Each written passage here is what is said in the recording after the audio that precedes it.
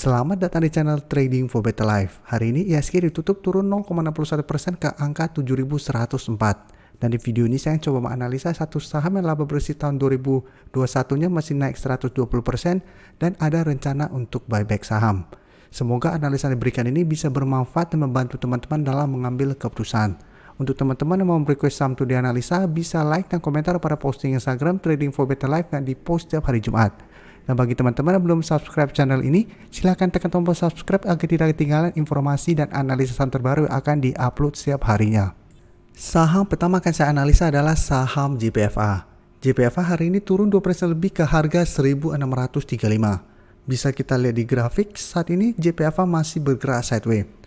Dan bisa kita lihat beberapa kali masih gagal naik melewati garis EMA 150 yang saat ini merupakan resistennya di harga 1.675. Dan di atasnya masih ada resisten di 1.700. Jadi beberapa kali juga berusaha untuk naik di atas garis EMA 150 dan harga 1.700. JPFA gagal break dan mulai bergerak turun kembali.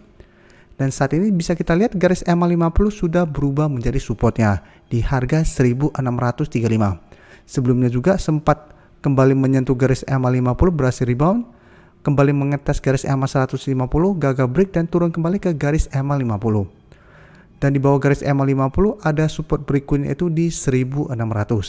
Jadi saat ini menurut saya masih bisa dipantau JPFA karena masih berada di atas garis support EMA 50. Kita bisa pantau sahamnya apabila berhasil rebound dari garis EMA 50, kita bisa swing trade dengan target jangka pendek di garis EMA 150 sampai harga 1.700.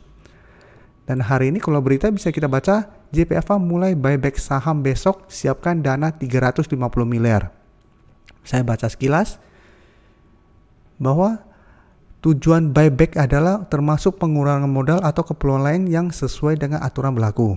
Cuma di sini mungkin ada kesalahan ketik atau memang ada kurang ketik. Buyback akan dimulai tanggal 7 April 2022 sampai 31 Maret, mungkin 31 Maret 2023. Dan bisa kita baca di sini juga untuk laba bersihnya, laba bersih JPFA di tahun 2021 naik 120% lebih dibandingkan 2020.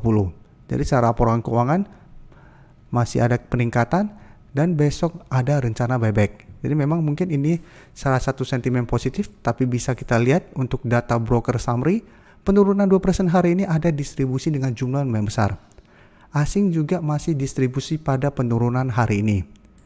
Jadi apabila teman-teman baru mau entry, menurut saya masih bisa pantau, tapi entry apabila memang besok berhasil bertahan di atas garis EMA 50. Apabila besok ternyata nggak bisa bertahan di atas garis EMA 50, sebaiknya tunggu di support berikutnya di 1.600. Dan apabila ternyata terkonfirmasi garis EMA 50 terlewati, maka cara tren JPFA akan mulai jelek kembali dan garis EMA 50 akan berubah menjadi resistennya. Jadi apabila kita entry di sekitar 1.600, kita harus lebih disiplin. Karena secara tren akan lebih jelek daripada saat JPFA masih berada di atas garis EMA 50.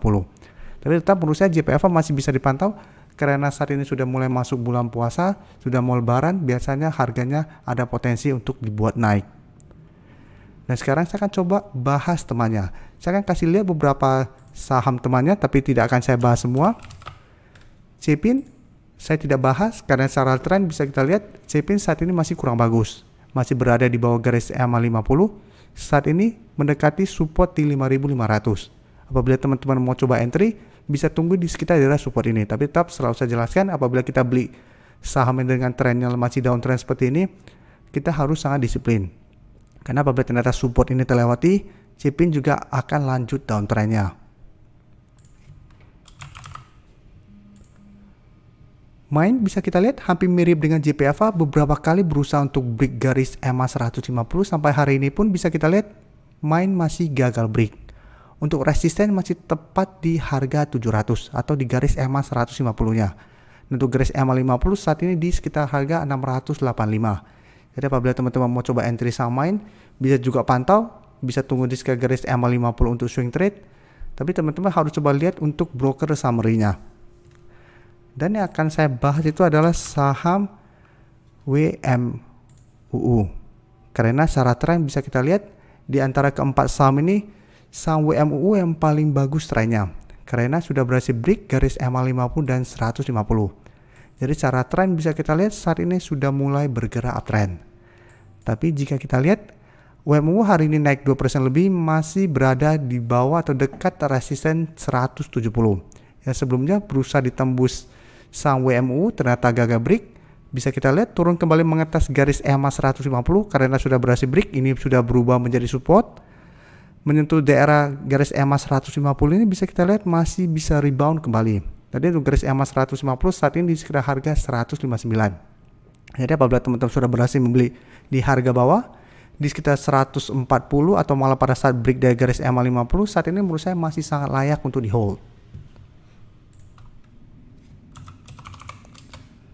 Untuk data broker summary bisa kita lihat kenaikan 2% lebih hari ini terlihat hanya ada sedikit akumulasi. Sedangkan asing hari ini tidak transaksi pada saham ini.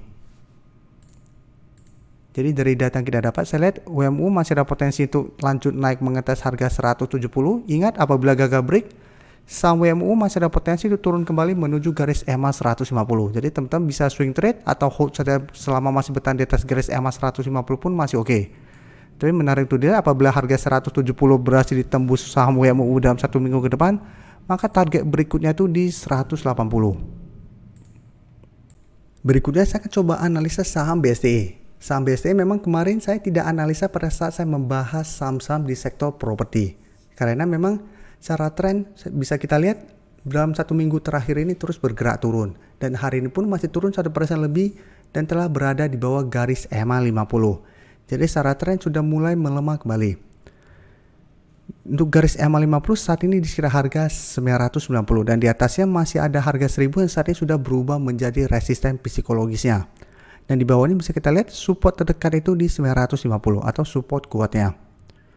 Jadi secara tren BSTE saat ini sudah mulai melemah kembali.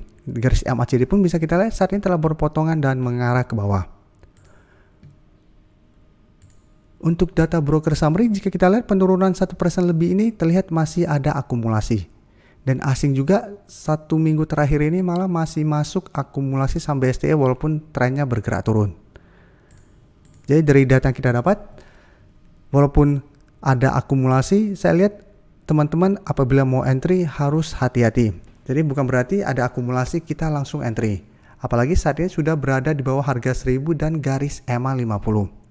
Memang dalam 1 minggu ini masih ada potensi untuk technical rebound karena 1 minggu terakhir ini bisa kita lihat terus semua candle merah. Jadi ada potensi untuk terbentuk 1-2 candle hijau. Tapi saat ini karena sudah dekat dengan garis EMA 50 dan harga 1000, walaupun ada potensi untuk rebound, bisa saja pada saat mendekati garis EMA 50 dan harga 1000, BSTE kembali bergerak turun. Jadi apabila teman-teman mau cari lebih aman, adalah tunggu BSTE mendekati support di 950, apabila mendekati harga support ini masih bisa rebound, baru teman-teman entry, karena range harganya akan lebih jauh di 990 sampai harga 1000. Jadi target take profitnya akan lebih jauh. Terakhir saya akan coba analisa saham Medco. Medco memang 2 hari terakhir ini mulai terlihat bangkit karena harga minyak dunia juga mulai bangkit kembali. Tapi bisa kita lihat saat ini Medco masih bergerak sideways. Sempat berada di bawah garis EMA 150, saat ini bisa kita lihat sebenarnya belum terkonfirmasi garis EMA 150 terlewati. Jadi saat ini garis EMA 150 masih berupa supportnya di harga 555. Tapi di atasnya garis EMA 50 sudah berubah menjadi resisten di sekitar harga 575. Jadi sama berhasil rebound, tapi pada saat menyentuh garis EMA 50 ternyata gagal break, saat ini mulai bergerak turun. Jadi untuk saham Medco walaupun ada sentimen harga minyak dunia bergerak naik, tapi secara grafik bisa kita lihat sebenarnya sudah mulai ada tanda-tanda pelemahan. Jadi walaupun mau entry sudah harus hati-hati. Apalagi garis EMA 50 saat ini sudah berubah menjadi resisten. Dan candle 2 hari terakhir walaupun naik juga menurut saya masih kurang bagus. Jadi bisa saja Medco ada potensi untuk melanjutkan penurunan. Jadi bisa saja ini hanya rebound sementara. Satu Medco malah lanjut turun ke 530 sampai support psikologisnya di harga 500. Untuk data broker summary bisa kita lihat pada penurunan hari ini ada distribusi dengan jumlah lumayan besar. Sedangkan asing terlihat hanya melakukan sedikit distribusi. Jadi secara keseluruhan sebenarnya asing 1 minggu terakhir ini masih akumulasi. Jadi untuk Medco apabila teman-teman mau pantau, mau entry, bisa spekulatif buy di sekitar garis EMA 150 ini, tapi menurut saya teman-teman harus sangat disiplin. paling aman adalah tunggu Medco naik kembali di atas garis MA50 baru teman-teman entry karena secara tren akan mulai membaik kembali.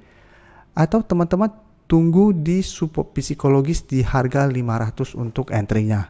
Tapi tetap apabila kita beli di harga 500 walaupun ini support psikologis ada potensi untuk rebound, secara tren Medco akan jelek. Jadi saat ini sebaiknya wait and see dulu walaupun masih ada potensi untuk bergerak naik. Terima kasih telah menonton video ini. Like dan share video ini bila bermanfaat bagi teman-teman, dan support channel ini dengan cara tekan tombol subscribe agar channel ini bisa makin berkembang dan bisa membantu lebih banyak orang lagi. Terima kasih.